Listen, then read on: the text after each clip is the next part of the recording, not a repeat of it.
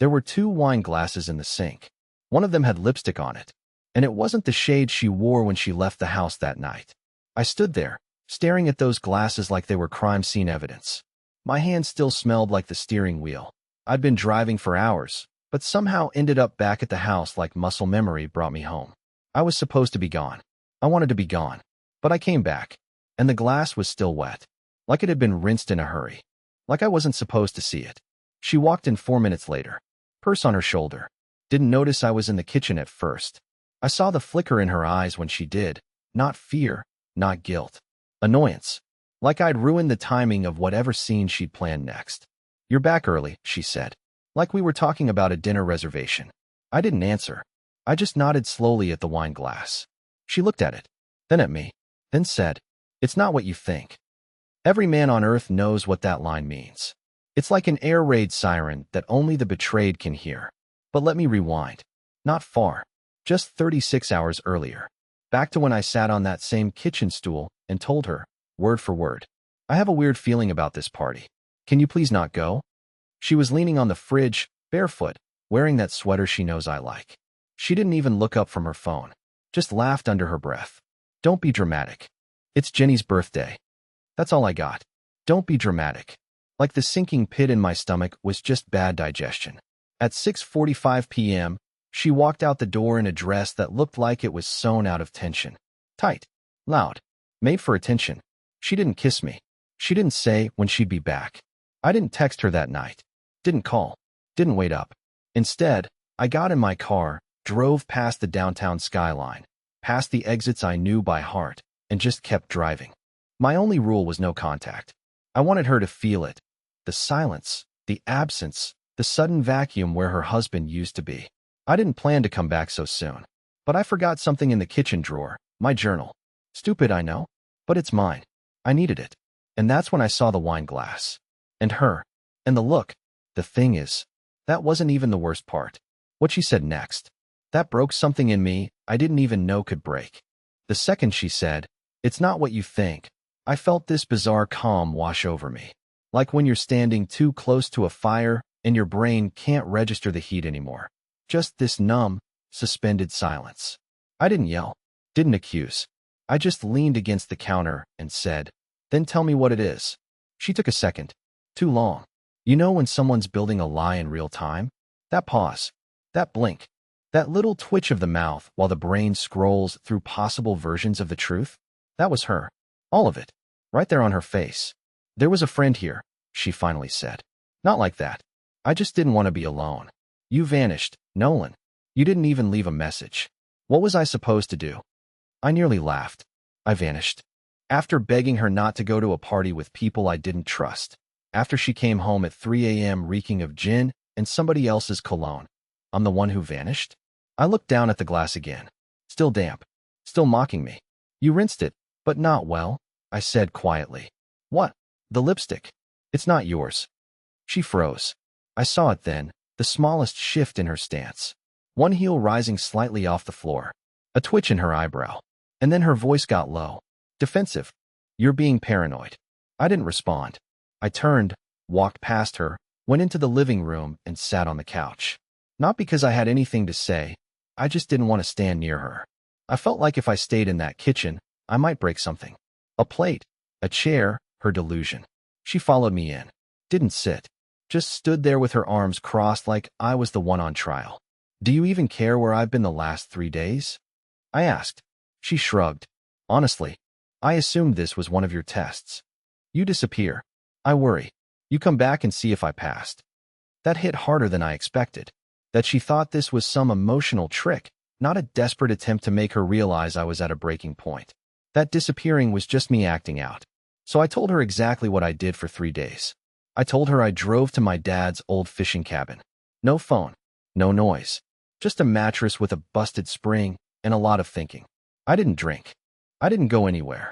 I didn't speak to a soul. I just sat in the silence and asked myself one question over and over. Would she even notice I'm gone? And now I had my answer. She said nothing for a long time. Just stood there. Until eventually she said, "So what now, Nolan? You want a gold star for storming off and playing the martyr? You think this proves something?" "No," I said. "You did.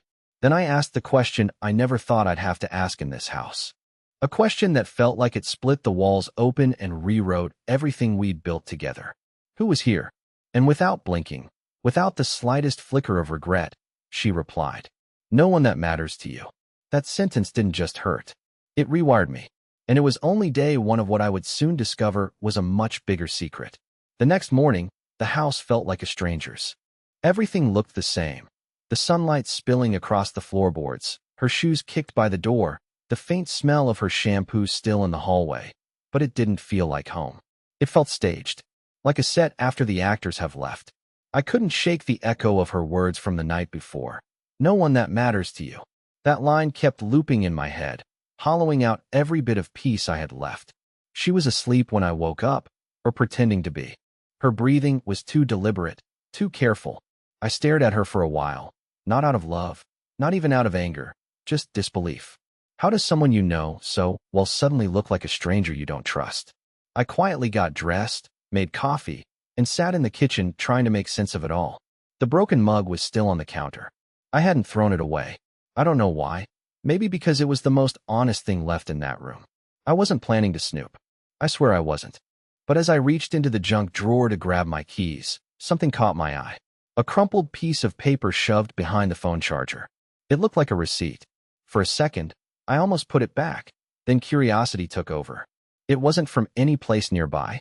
It was from a hotel bar across town, time-stamped 11:48 p.m., the same night she went to that party. The same night she came home at 3:17 a.m. My stomach turned. I sat down, unfolded it carefully, and read the rest. 2 drinks, expensive ones, and a small plate of appetizers. But that wasn't what made my hands shake. What did was the signature scrawled at the bottom of the bill. Not hers. Not even close. It was signed C. Lang. That name meant nothing to me. Not a coworker I knew. Not a family friend. Nobody. But it was somebody. Someone who mattered enough to buy her drinks while I sat at home counting the minutes until she came back. I placed the receipt flat on the table and stared at it like it might confess to me. My heart was pounding in that cold, dull way, not like fear, more like recognition. Like my body knew before my brain did that everything had changed. I wasn't angry. Not yet. Just empty.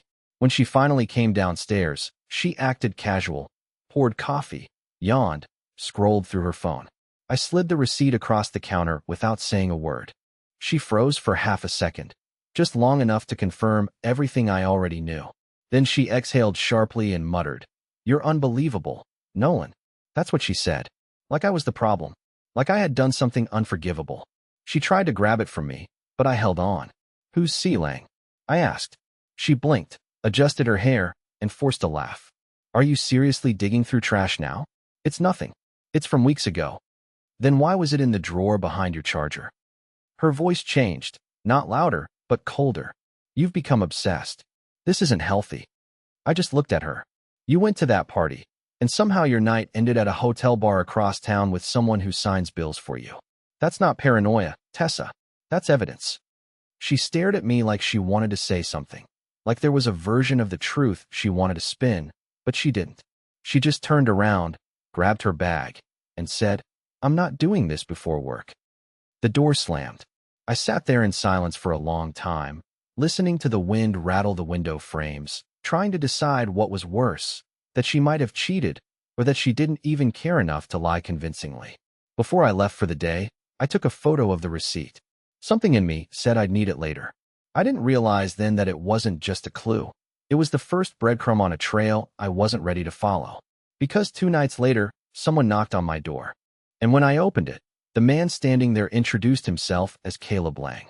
There's a moment, and it lasts maybe half a second, when your brain tries to convince you that what you're seeing isn't real, that you're misreading the situation, that there's still a normal explanation, and the world hasn't slipped off its axis just yet.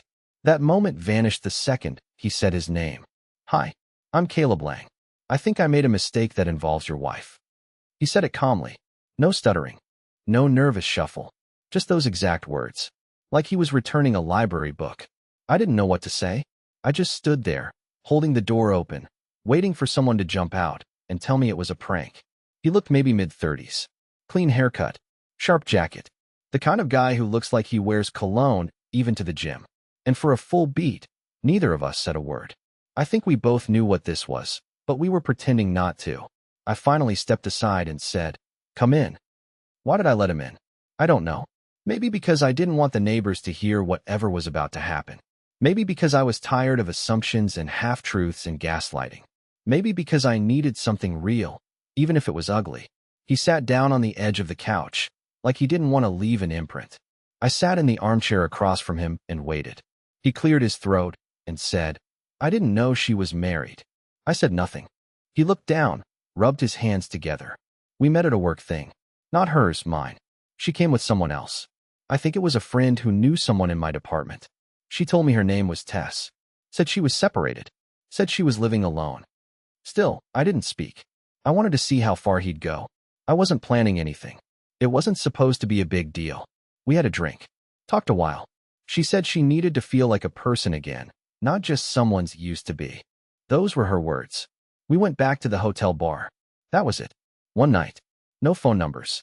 No promises. I pulled out my phone and opened the photo of the receipt. Turned the screen toward him. "This was yours." He nodded once. I wanted to punch him. I did. Not because he slept with my wife. I didn't have proof of that yet. But because he was sitting there, in my living room, making it sound like an honest mistake. "I came here," he said quietly, "because I saw her again." That got my attention. She was at the same place last night. Different event. Same venue. She didn't see me, but I saw her talking to another guy. Same dress. Same lines. She said she was single again. Same story. My heart dropped. Not because I didn't believe him, because I did. And because it confirmed something I hadn't even wanted to admit to myself. This wasn't about me anymore. It wasn't even about us. Tessa was rewriting her entire life, and I was no longer part of the script. Caleb stood to leave. He looked genuinely remorseful. Not guilty, just sad. Like someone who realized too late he'd wandered into someone else's tragedy. Before he walked out, he paused and said something I'll never forget. "She's not just looking to escape you. She's trying to escape herself. And I think you were just the last thing keeping her from falling all the way." Then he was gone. I stood there for a long time, staring at the front door, waiting to feel something. Rage, heartbreak, betrayal. But all I felt was exhaustion. Like I'd been fighting a war I didn't even know had already ended. I picked up my phone and stared at Tessa's contact photo. No missed calls. No messages. She hadn't noticed I was gone again. She hadn't noticed him, either. After Caleb left, I didn't sleep that night. I sat on the couch with the lights off, the TV on mute, staring at the blank corner of the room like it owed me answers. Tessa got home past midnight again. I heard her heels on the stairs. She didn't even check if I was there. No lights turned on. No quiet walk to find me. Just the creak of the bedroom door, the soft click of her lamp, and the sound of her climbing into bed like nothing in the world was broken.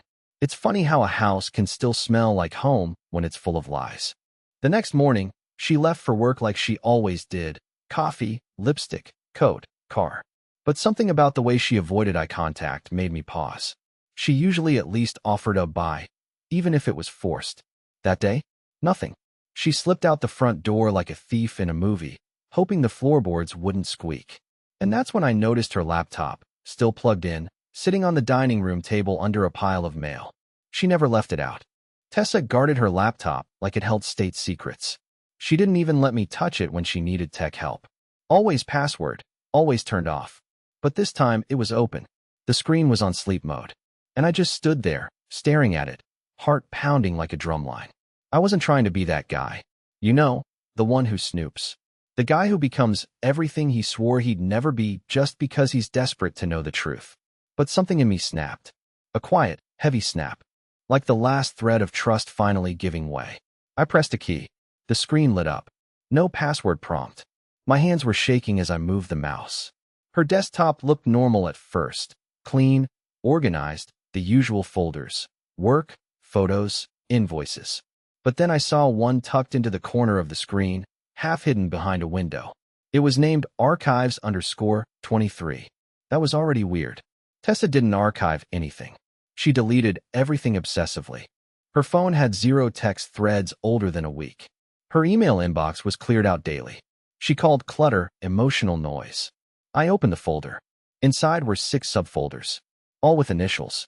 CL, DM, R, J, S, A, B, T, and one labeled N. I stared at that last one, N. Me. It felt like my chest cracked open. Each folder contained screenshots, saved chats, voice notes, short videos, photos.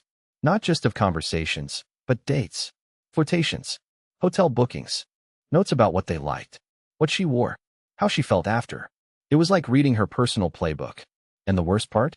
She cataloged them. Every interaction had a reflection note at the bottom, like some twisted diary. Under CL, Caleb Lang, the note read, "Emotionally clings too fast. Not sustainable. Good listener. Like the hotel bar vibe.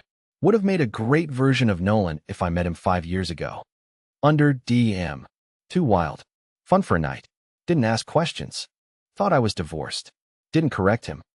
Under in, "Fading. Watches everything, but says nothing. Still thinks I'm in love with him.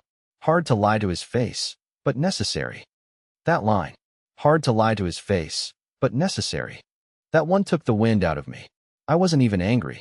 I was disoriented. Like someone had ripped the floor out from under me and replaced it with glass I never knew I was standing on. All these years, I thought we were drifting. But she hadn't drifted. She'd built a whole other world without me. Documented it. Studied it. And now I realized I wasn't the neglected husband. I was the control group. The baseline comparison. The person she measured every new lie against. I copied the entire folder to a flash drive. Tucked it deep into the drawer where I kept my passport and the old watch my grandfather left me. Then I shut her laptop and sat down at the table, staring out the window. How many people pass by on the street every day not knowing their world is about to change forever? How many husbands sip their morning coffee not realizing the woman across from them is already gone? By the time she came home that evening, I had made a decision. But I didn't confront her. Not yet. Because I had a plan now. And part of it required playing dumb just a little longer. It's a strange kind of loneliness when you're sharing a bed with someone who's already replaced you in their mind. That night, she curled up next to me like nothing was wrong. She scrolled through her phone, laughed at something on Instagram, and asked if I wanted to order Thai the next day. I said sure. I even kissed her forehead. And the whole time I was trying not to look at the spot in the drawer where the flash drive was hidden. I barely slept. My heart was stuck in this slow, heavy rhythm like it didn't want to beat too loudly in case it gave away the fact that I knew. By morning, I had a single goal. Find someone who could tell me if this version of her, the woman cataloging her emotional affairs like she was collecting stamps, had always been there, and I just missed it. So I called Lena, her sister. Now, for context, Lena and I were never especially close. We were friendly, but Tessa had always drawn that invisible line. Not controlling exactly, but protective. She didn't like me being too involved with her family. They overstep, she'd say. They always look for flaws. I thought it was just the usual family friction. Now I was starting to wonder if it was strategic. Lena was surprised to hear from me. Even more surprised when I asked if she could meet in person. I told her I needed to talk about Tessa, and that it was serious. There was a pause on the other end of the line. Then a quiet, "Okay, my place, noon." When I arrived, Lena had already made coffee. She didn't ask questions at first. Just sat, legs crossed, fingers curled around her mug, waiting. I pulled the flash drive from my pocket and placed it on the table between us like a weapon. "I need to show you something. But before I do, I need you to be honest with me. Completely honest. About Tessa. Has she always had a secret side? Something people close to her didn't see?" Lena's face didn't change, but her eyes did. She stared at the flash drive for a moment like she already knew what it contained. "I'm not surprised," she said softly. "I was just wondering how long it would take for someone else to find out." That sentence landed like a cold slap. "What do you mean?" I asked. Lena sipped her coffee, exhaled, and finally said it. "Tessa's been this way since we were teenagers. She's always had compartments, different versions of herself depending on who she was with. I used to think it was just a defense mechanism. We had a rough childhood, you know? Our mom was manipulative, emotionally distant. Tessa learned how to perform early. It's like she never stopped." She paused and looked me dead in the eyes. She never knew how to just be with someone. It was always a game. Charm them, test them, wear the mask. Then, when they got too close, she'd pull away. Or worse, burn the whole thing down just to feel something again. I felt like I'd been punched in the ribs. Lena continued. "I tried to warn you once early on. Remember when we had that dinner in your second year of marriage? You asked me if she seemed distant lately. I said, she does that when she's hiding something. And she got furious. Didn't talk to me for 3 weeks. Told you I was just jealous. Remember? I did. I remembered it too clearly. And I remembered how Tessa had spun the story, that Lena was bitter, meddling, always trying to sabotage her happiness. I bought it. I bought every word. You were never supposed to see the other side of her, Lena said, tapping the flash drive. She keeps that part hidden even from herself. I asked her what I should do, if there was any chance this could be fixed, if therapy would help, if confrontation would wake her up. Lena just shook her head. You're not dealing with someone who's conflicted. You're dealing with someone who's conditioned. She needs to break everything she builds. It's how she feels in control. That sentence stuck with me. She needs to break everything she builds. I left Lena's apartment feeling like I'd just stepped out of a therapist's office and into a courtroom at the same time. Everything was clearer. Everything was heavier. I wasn't just dealing with betrayal. I was dealing with a pattern that had been there long before I showed up. I just didn't know the rules of the game. But now I did. And I was done playing fair. That night, I didn't say a word to Tessa. I watched her make dinner, watched her tell me about her day, watched her scroll through TikTok while sipping wine. I studied her like an actor who finally sees the script in the other hand. I knew she was lying, and she knew I was still pretending not to know, but not for much longer. Because the next day, I made a second copy of the flash drive, and I emailed it to someone I never thought I'd contact, her boss. I didn't make the decision out of revenge. I know how that sounds, but I need to make that clear. It wasn't about destroying her, at least not at first. It was about forcing the truth into the open, about shoving her out of the shadows she built for herself and making her stand in the floodlight of her own choices. But maybe, deep down, I did want her to feel it. The shame, the unraveling, the sensation of control slipping through her fingers like water. It was a Tuesday morning. She'd left for work in that gray blazer she only wore when she needed to look extra polished. Probably had some meeting. I watched her pull out of the driveway, looking composed, important, proud. And I realized no one at her job knew who she really was. No one saw the archives, the compartmentalization, the web of lies she kept so neatly folded. She kept her mask glued on tight at work. She thrived on image. She treated her job like a runway. Always poised, always polished. I used to admire it. Now it made me sick. So I drafted an email. No accusations, no dramatic subject line. Just, this may concern you. Please review privately. I attached a zipped folder containing screenshots from the archives_23 folder. I didn't send everything, not yet. Just a curated selection that showed patterns. Conversations with colleagues. Names that would ring bells. Inappropriate exchanges. Out-of-office meetups. Hotel receipts. And yes, some were men from her company. I didn't even sign the email. I sent it from an anonymous burner address. I didn't want the drama. I wanted the impact. It didn't take long. By 4:16 p.m., she called me. First missed call. Then another. By 4:19, she texted me. What did you do? No context. No pretense. Just pure panic. Which told me everything. She knew exactly what this was about. No lies, no deflections, no rehearsed story. Just raw fear. I didn't answer. 10 minutes later, I got an email alert from our joint account. Your account password has been changed. Right after that, another alert. Your shared storage folder has been deleted. She was spiraling. I sat on the couch, watching it unfold from the sidelines like an outsider at a house fire. I didn't even feel good. I felt still. Calm.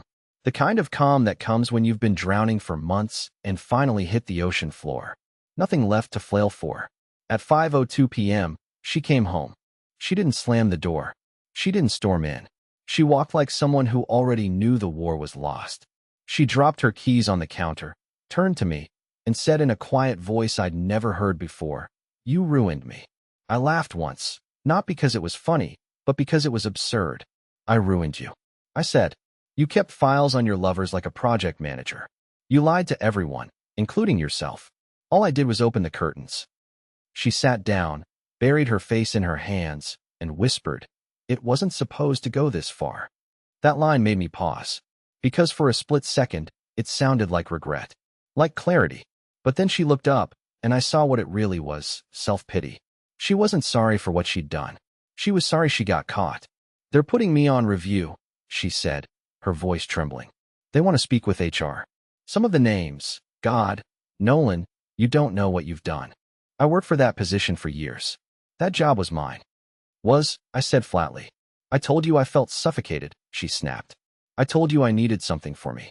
No, I said. You told other people. You told strangers in hotel bars. You told men you met through your office. You told your damn laptop. But you never told me. She stood up, hands clenched, eyes burning. You were supposed to be safe. Predictable. My anchor. Anchors don't stop you from drowning, I said. They keep you from floating away. She didn't respond. The silence sat heavy between us. Then she said something that I wasn't expecting. I want you to leave. Tonight. I raised an eyebrow. You're kicking me out of my own house. You just nuked my life.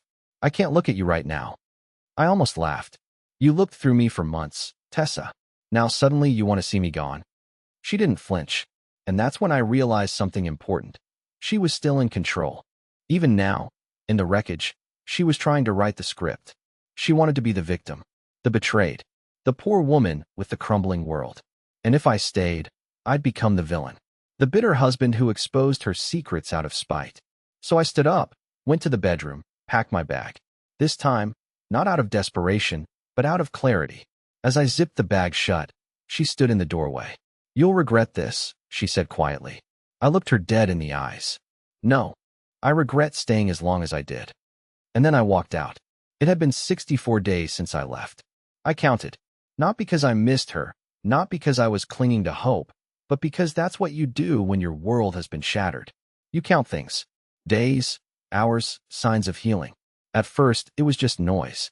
I couldn't focus, couldn't sleep, couldn't eat without the sour taste of betrayal sitting at the back of my throat. But slowly, without realizing it, the silence became a kind of peace. I moved into a small apartment across town. Nothing special. Mismatched furniture, a weird creak in the floorboards, water pressure that was either a trickle or a fire hose. But it was mine. I could breathe there. I started going for walks. Reading again. I even picked up sketching, badly, but it gave my hands something to do when the thoughts tried to flood in. Then came day 64. It was raining. Not a cinematic thunderstorm, just a steady, gray drizzle that made the air smell clean and tired. I had just made coffee when there was a knock at the door. I wasn't expecting anyone, and when I opened it, for a second I didn't recognize her. Tessa looked small, not physically, but emotionally. Her eyes were swollen, hair tucked under a hood, lips trembling slightly. She didn't speak right away, just stood there holding something wrapped in a blue folder. I don't want to come in, she said quietly. I just need 5 minutes. I stepped aside, not because I wanted her back, but because I needed to hear whatever this was so I could finally close the door in every way that mattered. She sat down, still clutching the folder like it was a shield. I've been going to therapy, she started. Every week. Sometimes twice. I told the truth. To the therapist. To HR. To myself. I needed to figure out why I kept breaking things, why I couldn't stop. I said nothing. Just let her speak. I'm not here to ask for forgiveness. I don't deserve that. But I realized something. You were the first person in my life I didn't lie to, at the beginning. You made me feel safe. And that scared the hell out of me. She handed me the folder. Inside were printed pages, a letter, handwritten and scanned. A journal entry from her therapy, by the look of it. She looked me in the eye and said, You were never the problem, Nolan. I was. And I needed to tell you that to your face. I didn't know what to say. There was no dramatic music, no swelling emotion. Just quiet truth hanging in the air between us. She stood. I'm going to my sister's. For a while. Lena's, helping me rebuild some things. I thought you should know. I don't want you to think I ran away again. I nodded slowly. I hope you keep going. Even when it's hard. She smiled for the first time in a long time. Small, but real. I will. For once. I actually want to get better. Not for anyone else. Just for me. And then she left. 2 months after that, I met someone. At a bookstore of all places. Her name is Harper. She laughs with her whole face, has messy handwriting, and once told me she doesn't believe in soulmates. Just people who choose each other every day. That hit me. We're not rushing. We're not labeling it. But it's honest. And it's enough. As for Tessa, I haven't heard from her since. And that's okay. Some people are meant to teach us lessons, not stay in our lives. She taught me to stop waiting for apologies wrapped in excuses, to stop loving people who don't love themselves. I don't regret any of it, because sometimes the most painful endings are just disguised beginnings. And this time, I finally got to write the next chapter on my own terms.